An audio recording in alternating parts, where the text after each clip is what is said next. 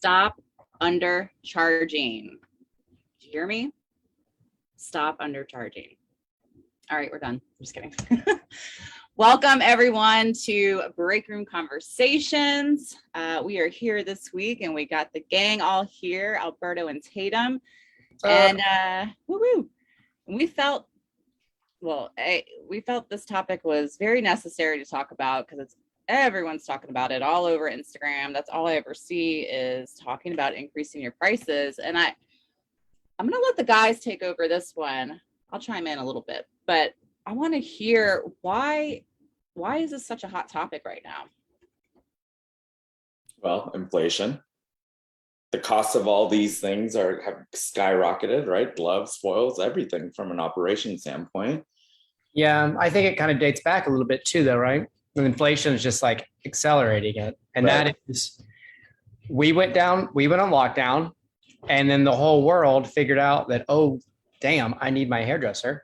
And, our perceived value, which is all we have is a perceived value, went up.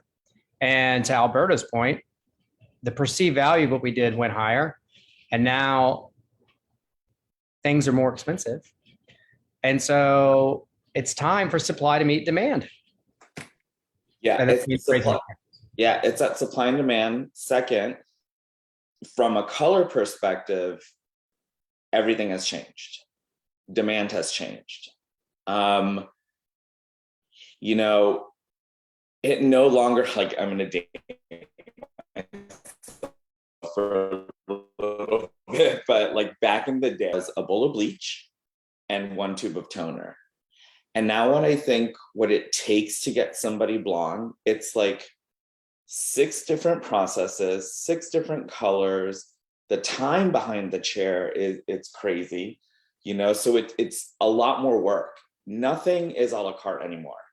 Like the days of like charging somebody for just a partial foil or a half head foil are gone, because that's not what's relevant anymore. These techniques of like foiling and tipping hair out and then balayaging pieces and shadow rooting and root dragging, like that's a lot. So, and it's really interesting because I had this conversation the other day with a salon. It's like, why do color corrections are the only things on the service menu that are actually charged hourly? Like, I don't know if anybody knew that, but like it's color corrections are the only thing that have an hourly charge. Everything else is like that a la carte pricing. It's been like that forever. It does, right? But why?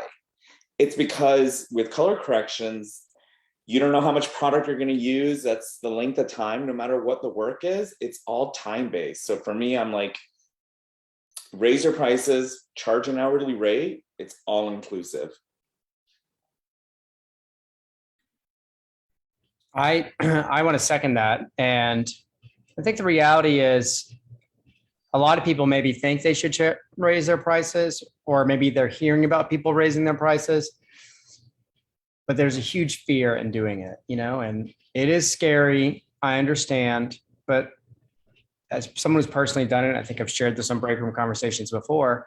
Yeah, I had to raise my prices. I got scared, and then I did it. And it turns out my clients didn't really care. they were still just happy to see me. Well, and so the value. Yeah, don't think that whatever financial situation you're in is the same that your clients are in, right? They probably have more disposable income if they're coming to your salon, right? And they probably can afford your services being a little bit more. And guess what? If they can't afford, that's great, because you can pass those clients to someone else on your team that can afford it. And even though it might seem scary to lose anyone, you essentially will be pricing yourself out of a small part of your existing clientele and pricing yourself into a new market. Some people want the most expensive hair provider in the salon. That's what they request. They're going to request you too. And so by letting go of some people who might not be able to afford it, which again is going to be less than 10, in my opinion, what I've seen, less than 10% of your clients are going to walk away, less than 10%. You open up your books for a new 10% they can't afford. And that's great, because then you're doing the same amount of work you've always been doing, but you're making more money. And, sometimes more money can make you more satisfied with your job and more happy. Yeah, it's working smarter, not harder. If you're, especially with some of these harder services, like, know your value. and your work. Now, my manager hat gets put on, and I used to be really heavily involved with watching benchmarks and things like that.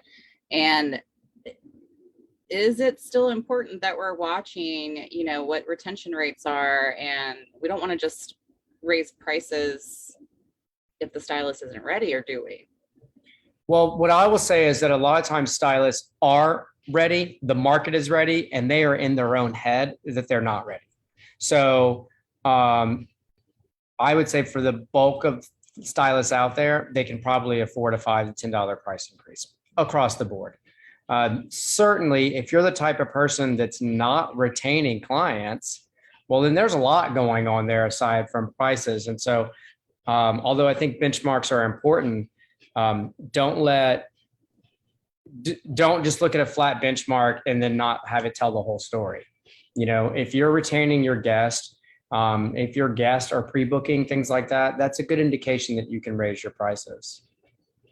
Yeah. So what I'm hearing, and I've seen a lot of salons doing this right now, because cost of goods is going up. It is recommended that we take a look at our overall service amounts, right? Yeah, like basically you have to balance. Yes, you have to look at the cost of goods, gas, all these things, and see. Just like any business kind of does. It's like any business. And I think the hair industry is behind. I think that before inflation sort of started to get crazy, and I hope that this is transitional and things will sort of settle down when the supply chain self-correct, right? But there's always a little bit of inflation. And I don't think that salons and hairdressers ever caught up with that. They never, they're still charging the same price that they were maybe 5-10 years ago. And before inflation was high, there was some inflation anyway, right? And so we haven't caught up. And so we're in a price deficit. I think we need to be raising prices across the board. Yeah, I absolutely agree. It's like every other business has no problem, with raising the price of something, the cost of goods, because they need to cover their costs. And there's that fear that you're going to lose that guest or that client because we are raising our prices, but it's not the reality. It's not the reality. And the math really checks out. If you're doing 40 clients a week, let's say you just do haircuts, you're doing 40 clients a week, and you lose not even 10%, but let's say you lose 20% of your clients, right? That means that you are doing 36 clients a week instead of 40. Do the math. If you raise your prices from 50 to 60 and you only do 36 clients instead of 40, you're breaking even. Right. So, and then that's 20%, right? Let's say 20% would be, 20% would be 32 clients. But then you're breaking even at that higher price point. But then you also have 8 more spots that you can fill. So you're breaking even, losing 20%. And if you pick up 1 more client a week, now you're making more than you did before. So the opportunity versus risk is much higher to take the plunge and raise your prices than it is to just stay where you're at. Yeah, I had a stylist DM me today when she saw what our topic was going to be. And she's from Cool Springs, Tennessee. And she's like, this is so exciting. I just raised my prices and now I'm making more money. I was like, awesome. And she said she was really nervous doing it, but her customers didn't even flinch, You'd be so surprised how little they care, and if you do have someone that's like, super special, I think that it makes sense to sort of pass them on to someone you feel like can take care of them. And then when they are in the salon, and I did this and it means a lot, a lot of what they miss isn't just the hair service, it's you. Take a second out of your day to go say hello to them and connect with them. That's the part they really love too. And so then they're getting a good service at the price they want. They still get to stay connected to you. And, it's a win-win because you have more opportunity to make more money. Yeah, I think it's important to keep increasing the value as far as, what are you doing? And we've talked about this before. What are you doing for your guests? You're increasing your prices, take an extra second to maybe give them a hand massage or, just really, up your customer service for them as well. So that way they can see the value of what they're paying for. And that's what I love. I always see, I eat ramen noodles so I can get a very high priced haircut. And, but I love it because I get treated like royalty. I get a hand massage. I get, people wait on me, and it's amazing. But I'm paying for that too, and I don't mind. Speaking about value, I also love the transparency that a lot of these Instagram artists are doing, where they're breaking down exactly what they've done in the service. And like, if you read that list, it's like that long. So it's like, okay, well, the cost of the service was $450. People see that, they're like, wow, look at how much goes into this. That makes sense.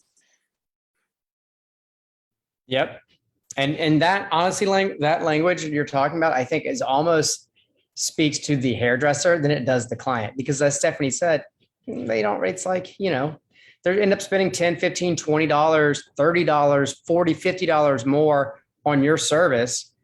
They do that out at the bars anyway. That's what they're spending at the club, So is your hair service that's going to last 6, 8, 10 weeks as valuable or more than a few drinks at the bar on Friday night? Absolutely. Absolutely. So We will figure it out. We will figure it out. We'll figure it out. Exactly. Cocktails at the house instead.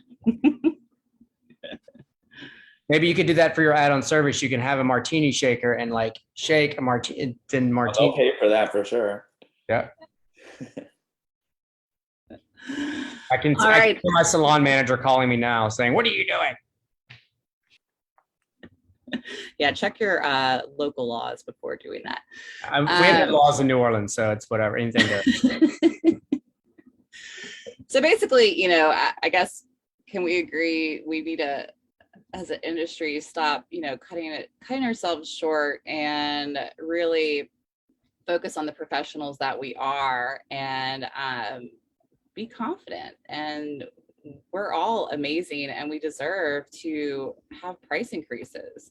One last question: how often should you increase your prices? I think that there's a couple ways to think about it. If your demand is crazy and you're booked, in my opinion, more than 2 weeks out, then I think you need to start considering. If there is something seasonal that happens or something wild like the pandemic, inflation, then I think that that's it. But I think that if you're not raising your prices at least every 2 years, a little bit to keep up with just regular inflation, not what we're having right now, I think you're at a disservice. So I think that every 6 months is acceptable. I think every year makes sense. And I think at minimum, it needs to be every 2 years. But you have to, what's happening right now matters. So the time is now. And then after now, when you raise it again, I think, 6 months, a year or 2 years. And I like to raise my prices before the holidays. I like to have my prices at the point where I want them to be before kids get back in school, right? I want to be at my highest price when demand is highest. Yep, very well said. I agree with all that. Yeah, yearly is great. Check. Got it. Well, thank you guys so much for your input on this topic today. And if anyone has any questions, don't hesitate to drop a comment. And we look forward to seeing everybody next week. Bye, y'all.